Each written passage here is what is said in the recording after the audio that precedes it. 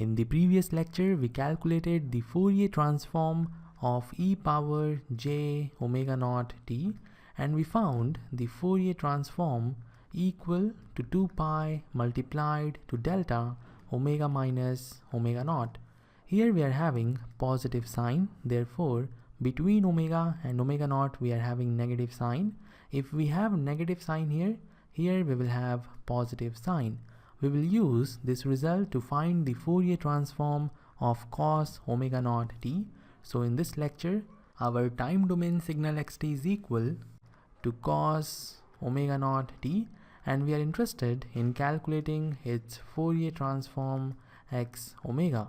So let's see how we can calculate the Fourier transform x omega.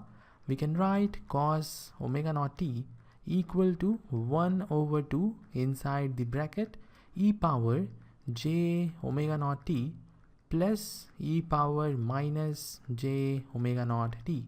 Now I will take Fourier transform on both the sides.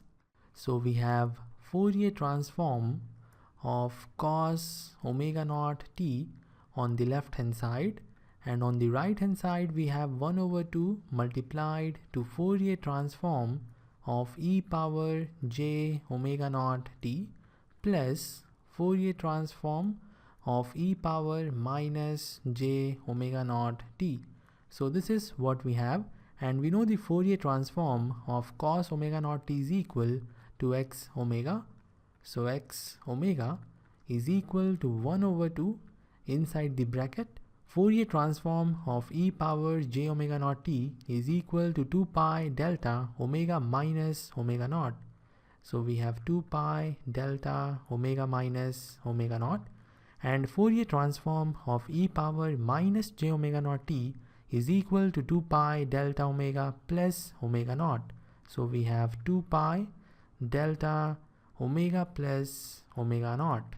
Now we will take 2 pi common from the two terms. So we have x omega equal to 2 pi over 2 inside the bracket delta omega minus omega naught plus delta omega plus omega naught.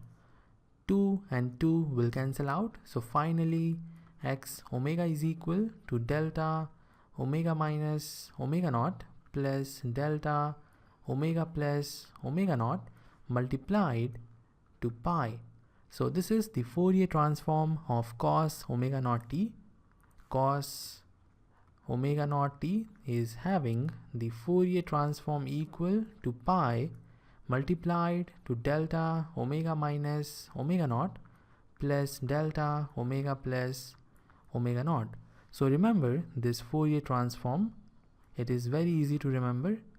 And after the calculation of Fourier transform of cos omega naught t, in the next lecture we will calculate the Fourier transform of sine omega naught t. So this is all for this lecture. See you in the next one.